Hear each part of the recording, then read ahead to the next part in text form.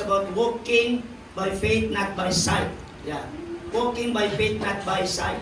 Yeah. Sa 2 Corinthians 5:7, sabi ron, the just live by faith, not by sight, nor by feeling. Very basic po ito. Pero ganun pa man, salamat, no, si Jared, na talagang nanunumbalik.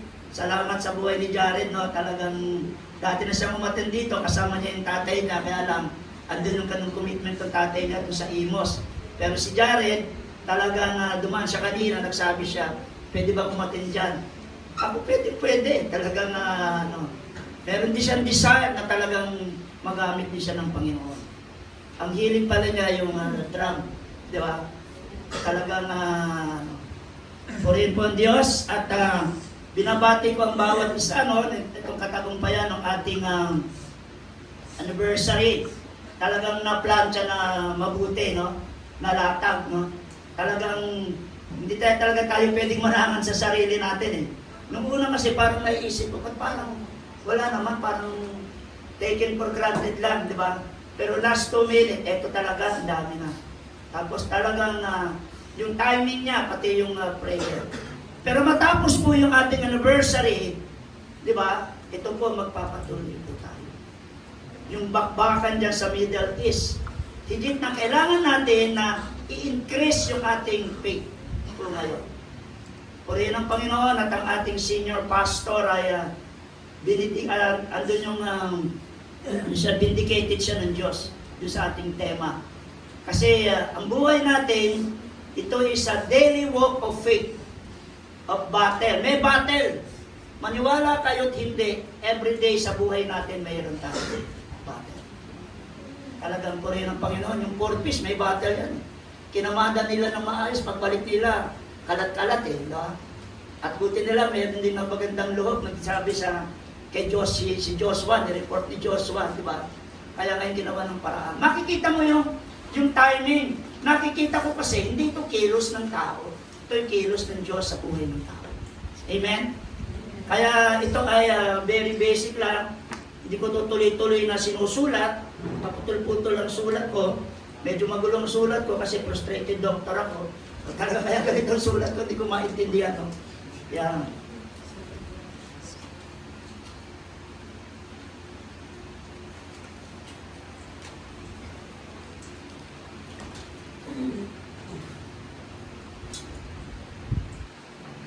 Yan. Sinulat ko pa rito pati yung kanta eh. God is working even we are not working. Di ba? Talagang ang Diyos laging nandyan. Araw-araw may dinadaanan tayo sa buhay na ito, pero paano tayo tutugon? How do we react in daily walk of faith and obedience? Iba-ibang mukha ang kinakaharap natin pagsubok. Kaya kailangan in these last days ay yung ating faith ay talagang lumago, umunlad tayo. Kasi haharap at haharap po tayo sa mga pagsubok. Kaya it's about yung topic about faith. Now, faith. Diba? Hindi bukas, hindi susunod na araw. It's an action word now. Ngayon. Trusting and believing. Yan. Yan. Pananampalataya, nagbibigay ng kaligtasan. Kasi sabi ng Bible sa Romans 14:23, anything that is not in faith is a sin. Ano mang bagay na di ayon sa iyong pananampalataya ay kasalanan. Diba? Kailangan na hindi ka nagkaalinlangan sa isang bagay na ginagawa mo. At sabi rito, paano ba ako magkakaroon ng pananampalataya? Lahat ba ng pananampalataya ay magkakatid ng kaligtasan? Ano nga ba ang faith? Sa Bible, kabisado na natin yun eh. Now, faith, ngayon, ang pananampalataya ay katiyakan, sa Hebrew 11, yun ang ating ngayon, 1 hanggang 6. Ngayon, ang pananampalataya ay katiyakan ng ng mga bagay na inaasahan. Katiyakan ng mga bagay na inaasahan at katibayan ng mga bagay na hindi nakikita. Di ba? Very, ano yan eh. Sabi ron, naalala ko, faith relates, nag-uugnay, not within the ability of the five senses. Hallelujah. Not within the ability of the five senses. Yan.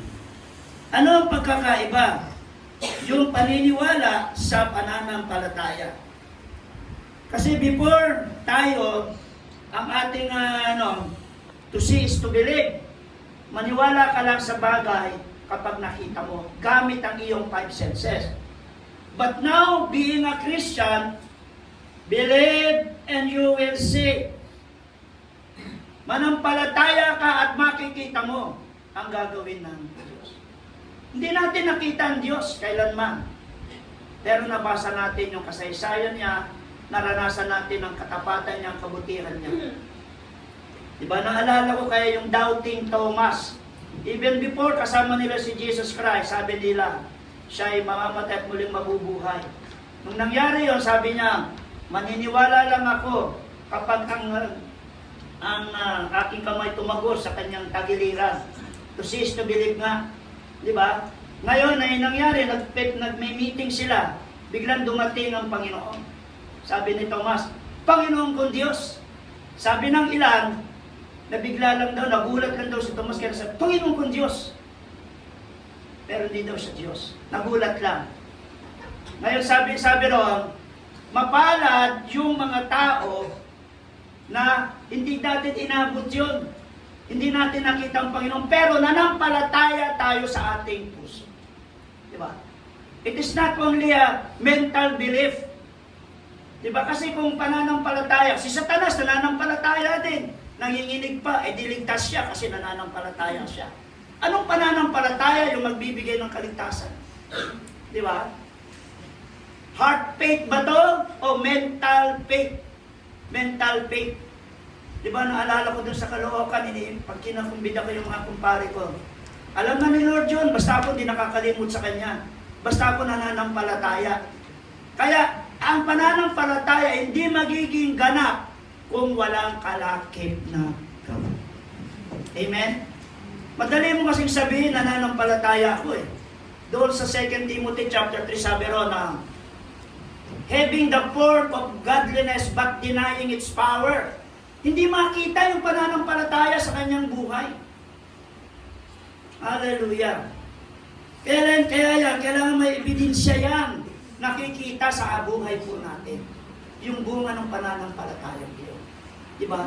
Yung bunga ng pag-ibig ng Diyos, nakikita ba sa atin yon? A transformed life. Hindi yan pagalingan sa Biblia, kahit kabisado mong Biblia, from Genesis to Revelation. Pero, hindi naman nabago ang buhay mo. Doesn't matter. Kasi, 2 Corinthians 5:17, if any man is in Christ, is a new creation, all things have passed away, behold, all things become new. Amen? Hallelujah.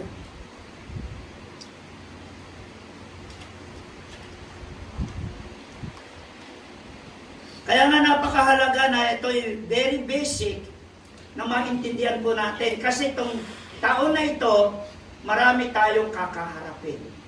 Kaya kung panghihinaan ka ng loob, di ba?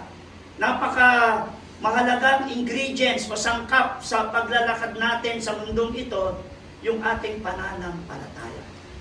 Because faith can move mountains. Faith can move the heart of God.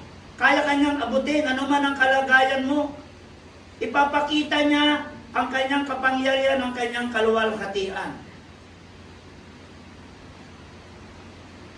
Therefore, what is faith? Basahin natin sa Hebreo, sa Tagalog. Chapter 1 hanggang 6. 1 and 6.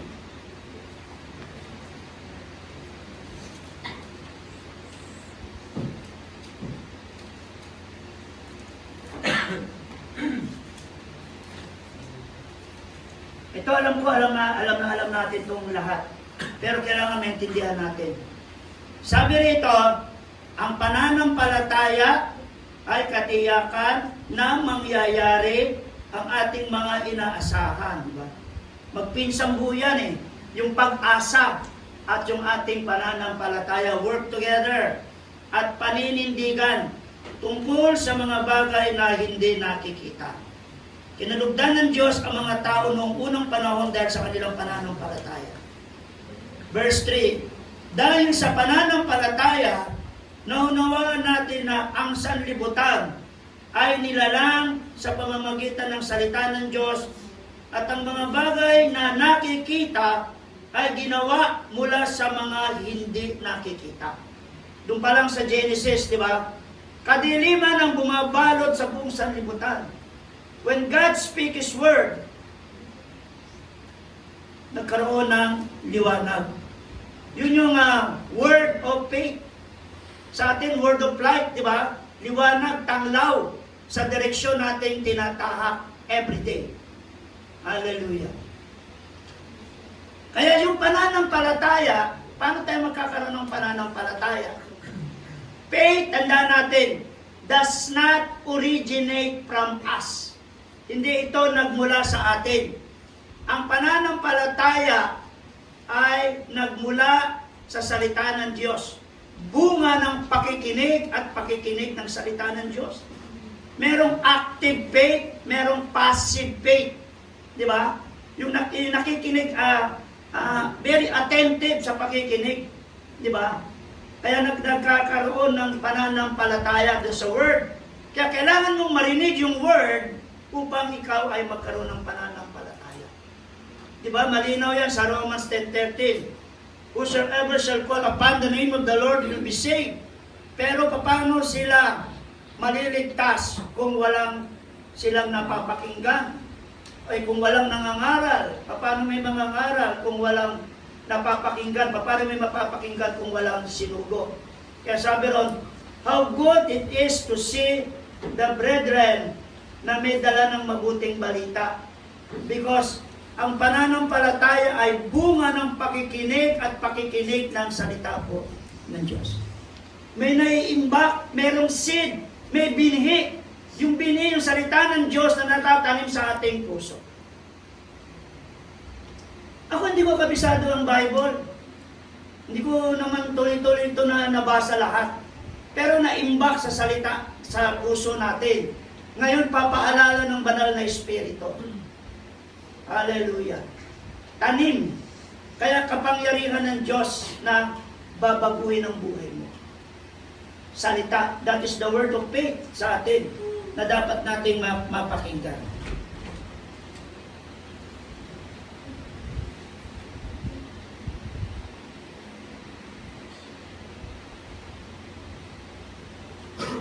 Gaano kahalaga ang pananampalataya? It brings the power of God to operate. Upang matanggap mo yung bagay na hinihingi mo sa panalangin, kailangan mo ng pananampalataya. Diba? Inano ni Sister Ren nung James chapter 1 verse 6, diba? If I'm not mistaken, na ang lumalapit sa Panginoon dapat manalig. Diba? Huwag siyang tulad ng isang alon sa dagat na tinutulak ng hangin kung saan. Huwag umasa ang tao na makakamtan niya yung kanyang hinihingi. Diba? Naalala ko sa Book of Acts, yung body of Christ, nagpe-pray sila kay Pedro na nakakulong.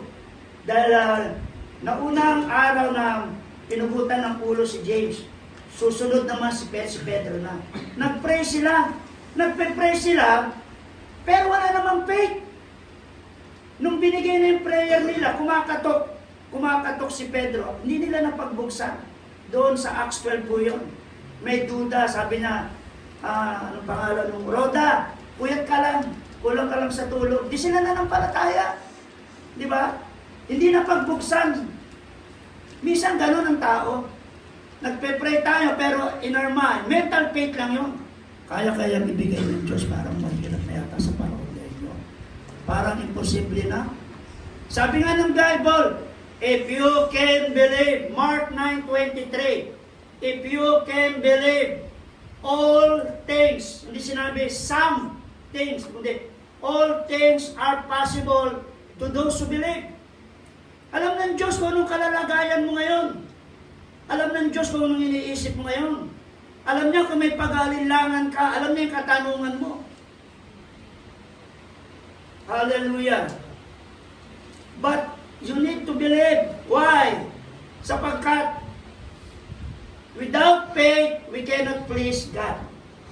God is the rewarder. Siya ang nagbibigay ng gantimpala to those who diligently seek Him. Kasi minsan lipad yung isip natin, dumaan lang. Di ba? Nakakatuwa nung Sunday, kami? Ano ba yung tinapik ni Pastor to? Basta nakakatuwa. Diba? Basta. Diba? Bahala na kayo, basta nandun ka rin lang yata eh. Diba? Kailangan merong may binhi kasi yung salita yun na natanim. Diba? Kaya nga malakas ang loob natin dahil alam natin, binabantayan ng Diyos ang kanyang salita. Babakapan niya yun.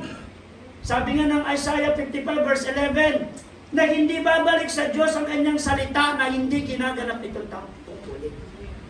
Kaya the basis of our faith and our prayer, based yun sa salita po ng Diyos. Amen? Nakabase sa kanyang salita.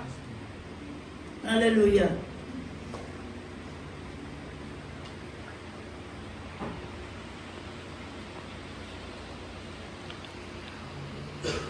So faith is the foundation that gives the believer the confidence to stand. Ito yung tinatayuan mo, pinaninindigan mo sa sarili mo. Faith is the confidence of things hoped for. Yeah. Everybody has same type of faith. People have faith in many different things. Pag tatanungin mo yan, may pananampalataya, no? Minsan na may misinterpret tayo. Ang hirap sa inyo kasi mga born again. Parang kala nyo, kayo na lang lagi mariligtas, kayo na nakakaalam ng Bible, kayo na din tama ba? Nananampalataya din naman kami. Di ba? Kaya lang dapat klaro kung kanino ka nananampalataya. Baka sa sarili mo, o baka kay, baka sa Diguria ni Santiago. Ako, 2 beses pa akong nagpursilyo nun eh. Diguria ni Santiago! Yeah, talaga kami nun. Tapos may manyinika pa eh. How beautiful is the morning. Diba? Talagang magagaling yung mga rector, pero hindi pa lang. Pero may picture, masasabi mo bang walang faith sila? Pero ano yung faith na makapagliligtas sa atin? Malinaw yun, sabi sa Acts 4:12. There is no other name that is given under the heaven and earth that salvation can be found. Only in the name of the Lord Jesus Christ. Amen. Bakit? Sapagkat walang ibang namatay sa krus ng Kalbaryo sa ikaliligtas po natin. Amen. Paulit-ulit nating sinasabi ko yan. Hallelujah. Sabi rito, everyone places his or her faith in something or someone. Minsan ang faith mo sa tao eh. Pagkasama mo, nakasandal ako sa pader dito.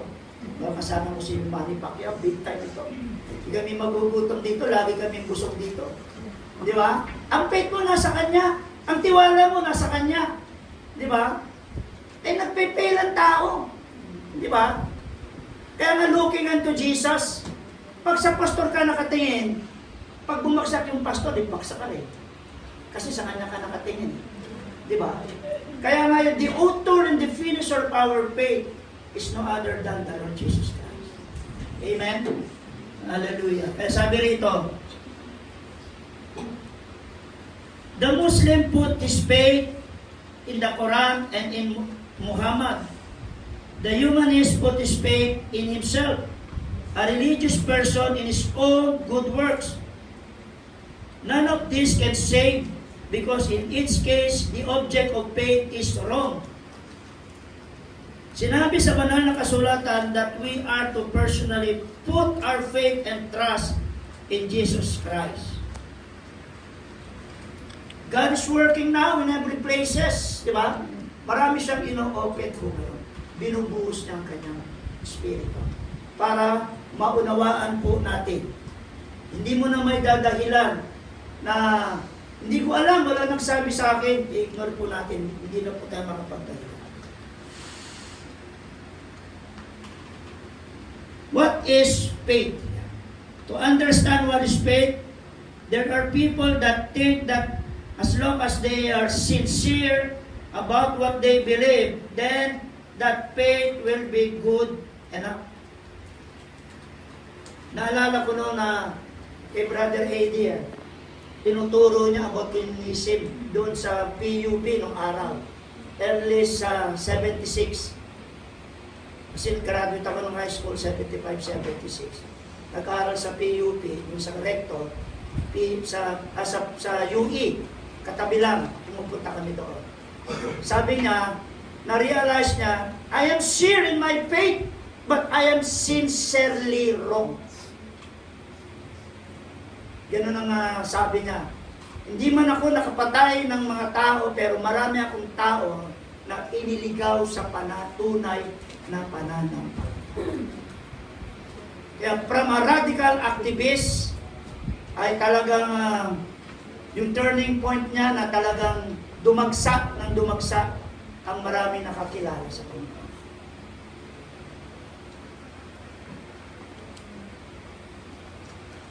To understand what is faith, there are people that think that as long as they are sincere about what they believe, that then that faith will be good enough. Ano ba yung tunay na faith na lalakaran po natin? Kasi minsan yung ating faith out of emotion, di ba? Parang si Pedro, sabi niya, kasi talagang andon yung emosyon niya, soul, body, and spirit na susunod sa Panginoon. Pinahayag ng Panginoon what is coming ahead. Sabi niya, Lord, it will not happen. Di po mangyayari yan. Bibigay ko yung sarili ko, yung buhay ko. Hindi ko papayagan na mangyari sa inyo yan. Hindi kayo makukulong, pati ako magpapakulong. At handa akong mamatay para sa inyo. Sumusunod out of emotion.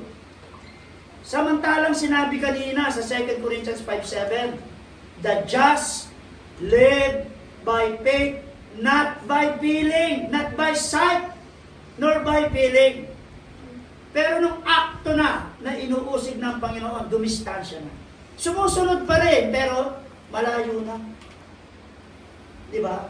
Kaya nga, faith is not about your five senses. Faith relates to non-physical things not within the ability of the five senses. Paano pag wala ka sa mood? O moody ka, wala ko sa kondisyon, parang wala akong balak magpunta sa church kasi hindi magandang nararamdaman ko. Ganun ang tao. Diba? Kaya yung faith, hindi ito yung ayon o batay sa yung nararamdaman. Ito yung heart faith na yung pagnanais mo sa puso mo na maparangalan mo ang Panginoon. Amen. Diba? Mararamdaman mo na talagang this is our deepest desire. Kasi David, yun ang sikreto niya eh. Kaya nagtatagumpay siya. Katulad natin, marami siyang problema, pero sabi niya, the Lord is my rock and my salvation. Whom shall I fear? Sabi niya, this is one thing I seek that I desire, that I may dwell in the house of the Lord all the days of my life, to inquire in the beauty of His holiness. Diba? Pag narito tayo, ano ba ang hinahangad natin? Ano ba ang expectation natin? Katagpuin tayo ng Diyos. Amen? What is our deepest desire? Is your deepest desire is to please the Lord God? Sabi niya sa Psalms 37, sa Diyos mo hanapin. Delight yourself to the Lord and He will grant the desire of your heart. Ang tanong sa umagang ito, ano ba ang pinaka-desire, ninanais ng iyong puso? O baka ang gusto mo lang, kasi siyempre, linggo ngayon, obligado akong umaten. Nakakaya kay Pastora, monitor niya kung sino yung mga umaten.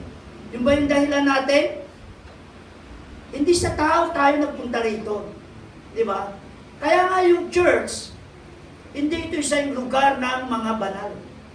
Kundi ito isang lugar ng mga makasalanan na humihingi ng habag sa Diyos Amen. na tayo'y mabago. Amen. Dito ka imumul. Amen? Hallelujah. Katagpuin tayo ng Diyos. Kaya sa Hebrew 11 verse 6, it emphasizes that faith is the assurance of things hoped for and the evidence of things not seen. Moving beyond mere belief to active trust in God's promises. Sa 2 Timothy chapter 1, 12 to 14, paki-plus nga po natin. Sa English version, gusto ko yung translation yan eh. Kilala ko kung sino yung aking sinasampalatayanan. Diba? Kanino ba tayo nananampalataya? Kilala ba natin? Doon sa Timothy, 2 Timothy 1, 12 to 14. Yan. 2 Timothy, paki-plus na natin. Yan ang dahilan kaya ako nagdurusa ng ganito, ngunit hindi ako nahihiya sapagkat lubos kong kilala ang aking sinasampalatayanan. Hindi tayo sumusuntok sa hangin at natitiyak ko.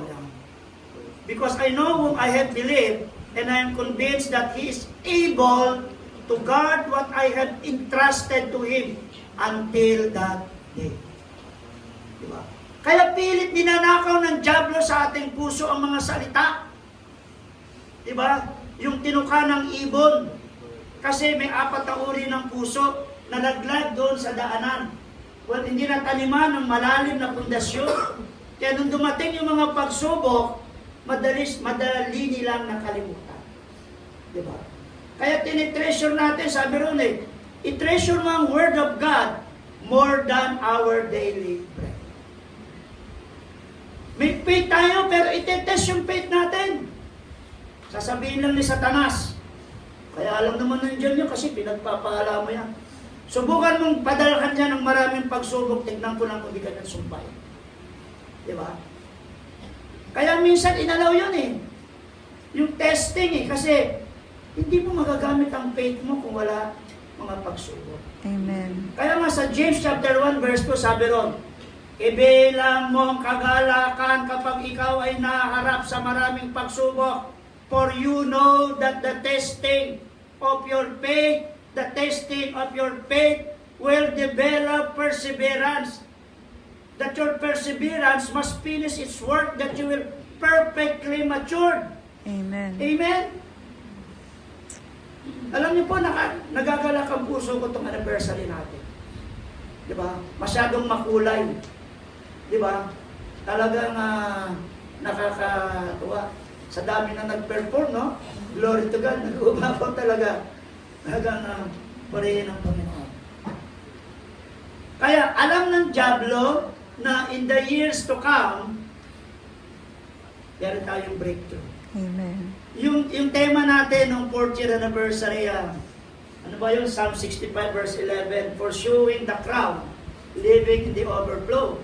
Tapos yung panglima natin, yung prosperity in God's economy. Di ba? Babakapan ng Diyos yan. Kahit ganito nangyayari sa ating bayan, naniniwala pa din ako sa Philippians 1:6. Sabi ron, dinideclare natin, nagkakaroon yun ng manifestation at kapangyarihan sa ating mga buhay. Pero kung ang declaration mo, wala na. Wala nang pag-asa ang buhay ko. Baksak na ang Pilipinas. Babangon, may magagawa ang Diyos. Amen. Sapagkat sabi niya, we are being confident.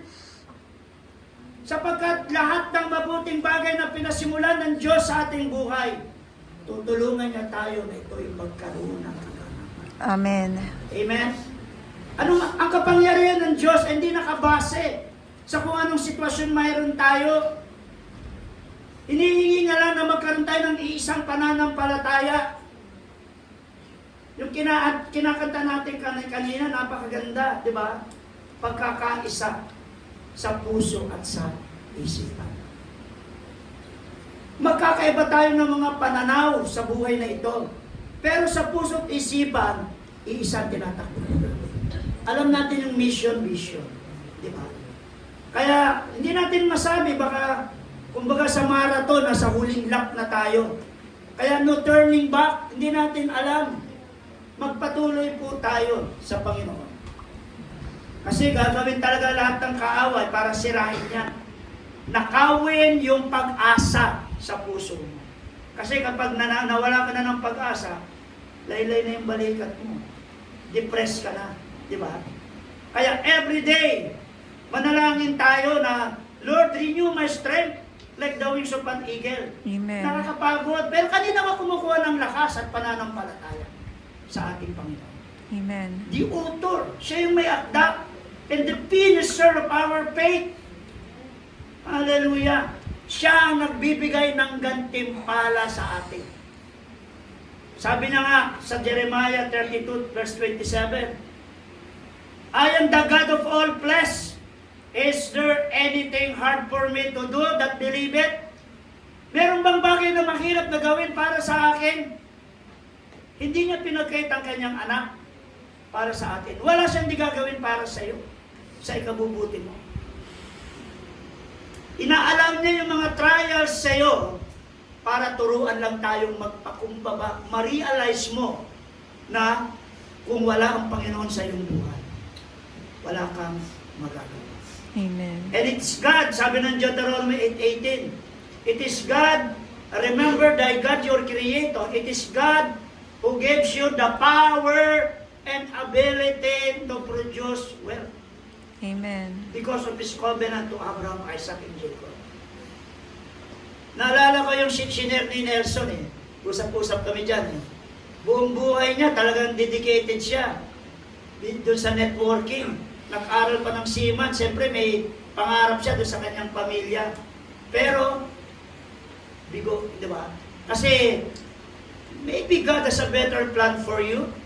Kasi yung plano niya, sabi ng awit 138, God's plan and love for your life endures forever. Amen. Hindi lang para sa buhay nito.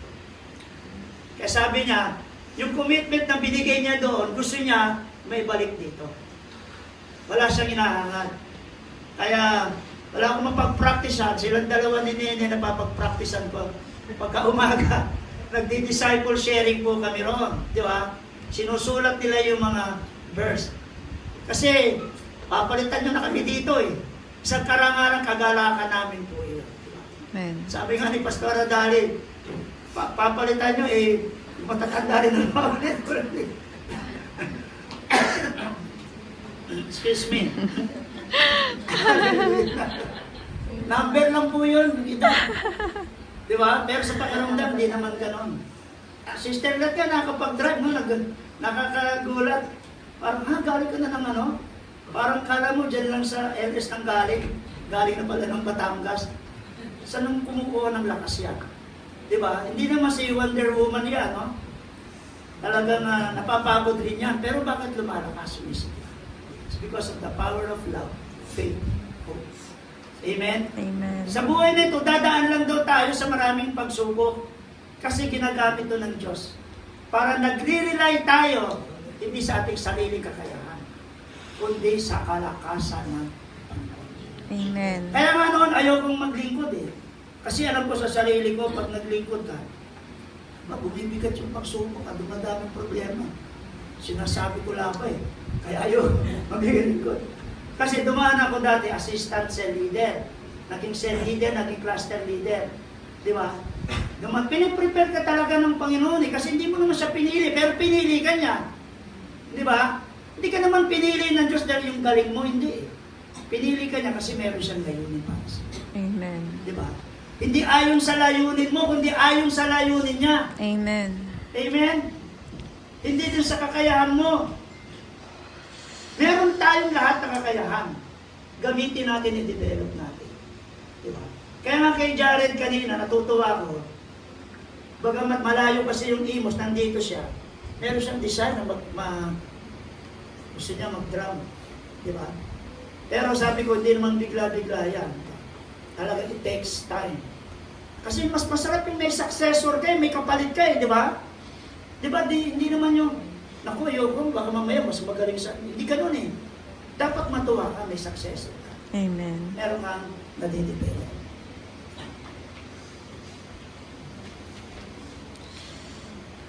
Kaya mahalaga talaga yung active faith versus passive belief. Based on James chapter 2 verse 14 to 26. Paano natin ito palalawakin? How true saving faith is demonstrated through actions and obedience, not just mental agreement. Marami kasi, they believe, have faith in their mind lang, sa mind lang. May faith kaya lang, yung carnal faith, di ba? Kaya pag tinanong mo, nananampalataya din sila, di ba? Pero yung heart faith, yung pananampalataya mo mula sa iyong puso. Di ba? Yung Romans 10:9. If you confess in your mouth and believe in your heart that Jesus Christ is Lord, that God has raised Him from the dead, you shall be saved. Amen. Yun yung heart faith. Amen? Amen. Hindi yung mental faith. Hallelujah. Kasi nag-ooperate ang kapangyarihan ng Diyos through the power of faith. Yan yung bunga ng the nine fruits of the Spirit. Yung gifts of doing, gifts of miracle, gifts of faith, gifts of healing. Hallelujah. Merong word of wisdom, merong word of knowledge, and gifts of discernment. Kaya napakahalaga ng pag-aaral ng salita po ng Diyos. Amen. Lalo po ngayon, di ba? Maraming nagtutwist, mishandling the Word of God with craftiness. 2 Corinthians chapter 4 verse 2. Mishandling the Word of God. Kaya kung wala kang matibay na pundasyon sa iyong pananampalataya sa salita ng Diyos, madadaya ka. Amen? Amen. Kasi isi-shake yung faith mo. Isi-shake talaga yan. Iaalaw ng Diyos na malagay ka sa isang sitwasyon na parang gusto mo nang mag-quit. Basagan kasi ng puso yan.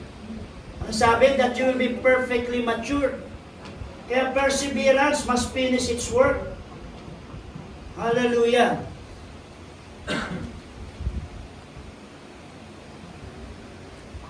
Faith in the midst of trials.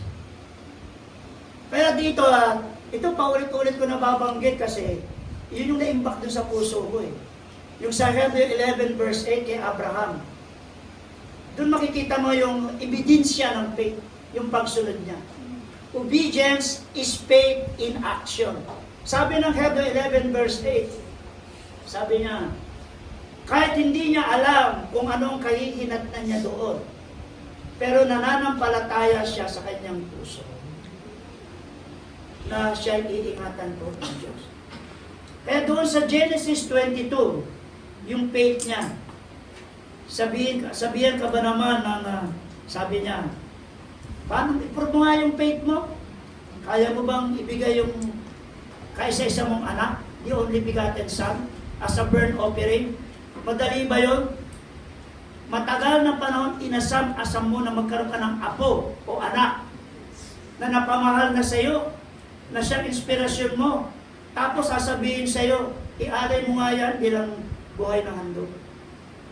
Baka hindi ka na makatulog nun. Baka sabihin mo, Lord, si Miley na lang. Isubstitute mo si Miley. Total, mahal din naman namin si Miley. Hahanap ka ng alternatibo eh. Di ba? Sinubukan siya. Pero anong ginawa niya? Gising siya ng maaga. Kung siguro, mapapatanghali ng gising. Diba? Kasi, hindi naman, ano ba ito? Napaka-demanding naman ng Lord na yan. May pangako siya na sa binhi, diba? Sindami ng karagatan, ang buhangin sa karagatan. Tapos i-offer ko, baka, senior na kaya si Jesus? Senior na kaya, baka nakalimutan na yung pangako, no? Tinetesting tayo. Kaya yun ang ibig, minsan, hindi mo na naintindihan na nangyayari. Bakit kung sino pa yung lumalaban sa katotohanan, siya po ito na pag-iinitan? Diba? Minsan ganun. Ano ba ito? Hindi ko maintindihan eh. Wala naman akong ginagawa ko lang naman kung ano yung tama sa paningin ko. Pero ako na pagkakaisahan, ako na pag-iinitan. But the Lord Jesus Christ Himself deserved, diba, na mamatay din sa krus ng Kalbaryo? Pero pinakita niya ang pananampalataya sa pamamagitan ng pagsunod, pagtitiis. Amen. Diba? Sabi ng Hebrew 5:8, pinatunayan niya naunawaan niya ang tunay na kahulugan ng pananampalataya sa pamamagitan ng pagsunod, ng pagpapakumbaba, ng pagsunod, ng pagtitiis. Kaya expect, meron tayong tiisin. For the sake of your brethren, handa mong isang tabi ang iyong sarili. For the sake na mawin mo lang sa Panginoon. Amen? Amen. Kaya nga sa pananampalataya mo, maraming kamag-anak yan. Yung pag-asa. Pero for me, the reflection is yung humility. Kasi, kung paano ang Panginoong Yesus hinusgahan, ikaw din husgahan ka. Ang masakit ang husga sa iyo, mga kapatiran mo. Minsan ma-open ka doon sa pastor mo, ano ba itong pastor na ito? Dapat encourager ito, puro insulto, inabot ko rito. Sabihin ba naman, tabigilo yung boses ko? Hallelujah. Wala kasi sa boses ko yan. Di ba? Talagang, ano lang. Kaya si Abraham, pinatunayan ni Abraham po yun. Is more than willing. Pero umiiyak siya. Matabil yung kanyang anak ni si Isaac. Sabi niya gano'n, Tay, ready na yung kahoy Asan yung alay? Hindi niya alam siya. Paano mo sasabihin yun? Teka muna. Huwag ka makulit. Sabi niya, wait, the Lord will provide. Marahil nasa panahon ka ngayon ng paghihintay. Di ba? Yung period ng paghihintay, yun yung mabigat doon. Kasi babasagin ka, tuturuan ka, magpakumbaba. Yung empty heart, kung puno ka na, paano ka pa matuturuan? Di ba? Kaya ang Panginoon, alam niya gagawin niya para sa'yo. Magtiwala ka lang. Amen. Amen? Lahat tayo nasa iba't ibang sitwasyon. Ako rin, how many times na noon, nung bago-bago lang ako, ayoko na, yan ang nga sabi ko. Kasi pag naging lumalim ka sa pagkipag-ugnayan sa Diyos, malalim din yung problema mo, pagsubok mo. Babanatan yung pamilya mo. Yung mga tao pa na malapit sa'yo, na asahan mo, yung pa yung ano sa'yo. Di ba? Nangyayari po yun. Kasi ang faith mo, hindi naman doon sa pastor mo Di ba? Siya yung author. Di ba kaya masabi rin, looking. Unto Jesus. Di ba? Maraming nanonood sa atin kung paano tayo lumalakad sa buhay na ito. Amen. Bilang isang Kristiyano. Di ba? Sabi ron, Hebrew 12, yamang napapalibutan ka ng maraming saksi. Iwaksi mo ang kasalanan na humakadlang sa iyo at magpatuloy ka dun sa takbuhing tinatahak mo ngayon. Amen. Looking unto Jesus. Huwag dun sa iyong sitwasyon. Kasi pag sitwasyon mo, tinignan mo ang paligid, mukhang malabo, 6 years na, parang wala namang nagbago sa waterfly. Akala mo lang yun. Hindi nasasayang yung oras at panahon na inalagi mo rito. Kung paano mo lang ina-absorb, kung paano mo lang tinatanggap. We must be carefully, yung active faith natin. Binubulay-bulay mo, inaaral-aral mo, at yun ay lalakaran mo. Philippians 4:9.